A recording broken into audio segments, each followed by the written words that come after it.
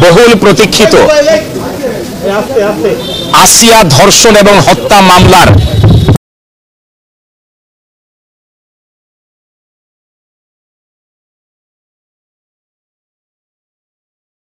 অপেক্ষমান সারা দেশবাসী, বহির্বিশ্বে বাঙালি সমাজ আজকে এই মাগুরায় কিছুক্ষণ পূর্বেই বিজ্ঞ বিচারিক আদালত জনগুরুত্বপূর্ণ হিসাবে বিবেচিত শিশু আসিয়া ধর্ষণ ও হত্যা মামলায় প্রধান আসামি হিটু শেখকে নারী ও শিশু নির্যাতন দমন আইন 2009-2 ধারায় দোষী সাব্যস্ত করে সর্বোচ্চ শাস্তি মৃত্যুদণ্ড প্রদান করেছেন। এবং এই মামলায় অপরাপর যারা আসামি, পরিবারের যারা সদস্য, যাদের বিরুদ্ধে পেনাল কোডের 201 ধারায় এবং 506 সেকেন্ড পার্টের অধীনে গঠিত চার্জ যাদের বিরুদ্ধে গঠন করা হয়েছিল, তাদেরকে খালাস প্রদান করেছেন।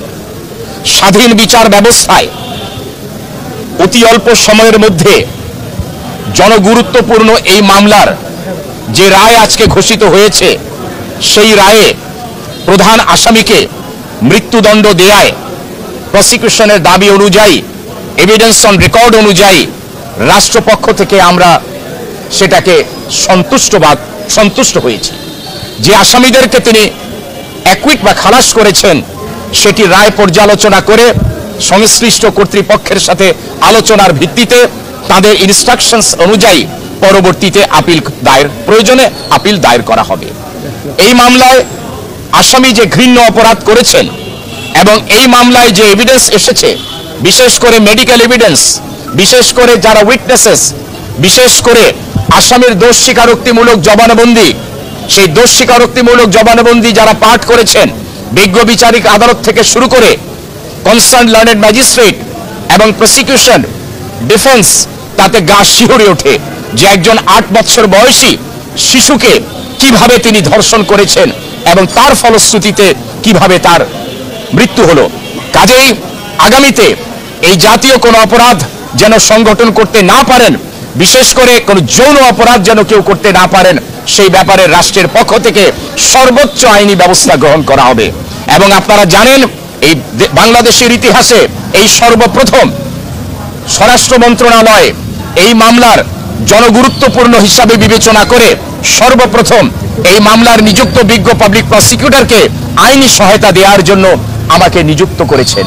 এবং সেই সুবাদে আমরা স্ট্রং প্রসিকিউশন টিম গঠন করে আমরা স্ট্রংলি লার্নেড কোর্টের কাছে এভিডেন্স দিয়েছি, আমরা আইনি ব্যাখ্যা দিয়েছি, আমরা মহামান্য উচ্চ আদালতের সিদ্ধান্ত দিয়েছি। আমরা আশাবাদী ছিলাম যে এই মামলায় আসামির সর্বোচ্চ শাস্তি হবে। সুতরাং আজকে আমি বলবো, আসামি হিটু শেখকে সর্বোচ্চ শাস্তি দেয়ায় ন্যায় বিচার প্রতিষ্ঠিত হয়েছে। আদালত রায় প্রদানের পূর্বে, বিজ্ঞ বিচারিক আদালত রায় প্রদানের পূর্বে মৌখিকভাবে, বাচনিকভাবে শুধু এইটুকু বলেছেন যে এই মামলা একটি জনগুরুত্বপূর্ণ মামলা। এই মামলা দেশে বহির্বিশ্বে এটি অত্যন্ত আলোড়ন সৃষ্টি করেছে। এবং বিজ্ঞ বিচারিক আদালত বলেছেন যে গৃহীত সাক্ষ্যাদি যা হয়েছে, ওরাল এভিডেন্সেস এবং ডকুমেন্টারি এভিডেন্সেস, অর্থাৎ মৌখিক এবং দালিলিক সাক্ষ্য, তার প্রমাণের ভিত্তিতে আসামি হিটু শেখকে তিনি সর্বোচ্চ শাস্তি দিয়েছেন। এবং অপরাপর আসামিদের বিরুদ্ধে আনিত অভিযোগ প্রমাণিত না হওয়ায় তাদেরকে খালাস দিয়েছেন। সুতরাং এই রায়ের মাধ্যমে আরেকটি জিনিস প্রমাণিত হলো যে বিজ্ঞ বিচারিক আদালত স্বাধীনভাবে তার জুডিশিয়াল মাইন্ড অ্যাপ্লাই করে তিনি জাজমেন্ট প্রদান করেছেন। এই মামলায় ফৌজদারি কার্যবিধি 342 ধারায় আসামিদেরকে যখন পরীক্ষা করা হয়, বিজ্ঞ বিচারিক আদালত পরিষ্কারভাবে বলেছেন তাদেরকে পরীক্ষাকালে যে আপনাদের জবানবন্দি এবং যে সাক্ষ্য আপনারা শুনেছেন, আপনাদের কোনো বক্তব্য আছে কিনা? আসামিরা বলেছে আমাদের কোনো বক্তব্য নাই। কোনো লিখিত বক্তব্য দেবেন? ওনারা বলেছেন না। কোনো সাফাই সাক্ষী দেবেন? ওনারা বলেছেন না। সুতরাং প্রসিকিউশন এভিডেন্স ক্লোজ হওয়ার পরে আইনের বিধান অনুযায়ী section 342 of the code of criminal প্রসিডিউরের যে ম্যান্ডেটরি প্রভিশনস, সেটাকে যথাযথভাবে বিজ্ঞ বিচারিক আদালত কমপ্লাই করেছেন।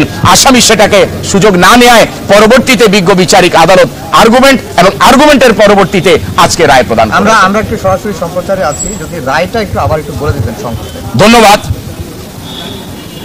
চাঞ্চল্যকর, জনগুরুত্বপূর্ণ, দেশব্যাপী আলোড়ন সৃষ্টিকারী শিশু আসিয়া ধর্ষণ এবং হত্যা মামলায় আজকে এই মাগুরায় বিজ্ঞ বিচারিক আদালত অর্থাৎ নারী ও শিশু ট্রাইব্যুনাল কিছুক্ষণ পূর্বে এই মামলার প্রধান আসামি হিটু শেখকে তার বিরুদ্ধে আনীত অভিযোগ সেকশন 9(2) নারী ও শিশু নির্যাতন দমন আইন 2000 এর অধীনে গৃহীত সাক্ষ্য প্রমাণের ভিত্তিতে এবং আনীত অভিযোগ প্রমাণিত হওয়ায় তাকে দোষী সাব্যস্তক্রমে এই আইনে সর্বোচ্চ শাস্তি মৃত্যুদণ্ড প্রদান করেছেন এবং অপরাপর আসামিদের বিরুদ্ধে যাদের কিনা পেনাল কোডের সেকশন 201 এবং 506 এর অধীনে চার্জ গঠন করা হয়েছিল তাদেরকে মামলার দায় থেকে খালাস প্রদান করেছেন। এখন যিনি মামলার বাদী তিনি বলেছেন যে তারা এই রায়ে সন্তুষ্ট নন। দেখুন, প্রথমত আমরা রিপ্রেজেন্ট করি স্টেটকে, কাজে স্টেটকে যারা রিপ্রেজেন্ট করি আমাদের দায়িত্ব হচ্ছে স্টেটের ইন্টারেস্টকে প্রোটেক্ট করা। আমি বলেছি যে আসামিদেরকে বিজ্ঞ বিচারিক আদালত অ্যাকুইট করেছেন বা খালাস করেছেন সেই অ্যাকুইটাল অর্ডারে আমরা সন্তুষ্ট নই। আমরা সেই রায়ের কপি সংগ্রহ করে সেটাকে পর্যালোচনা করে সংশ্লিষ্ট কর্তৃপক্ষের মাধ্যমে যথা নিয়মে এবং সংশ্লিষ্ট কর্তৃপক্ষ কর্তৃক উপদিষ্ট হলে বা ইনস্ট্রাক্টেড হলে উচ্চ আদালতে আপিল দায়ের করার সুযোগ রয়েছে।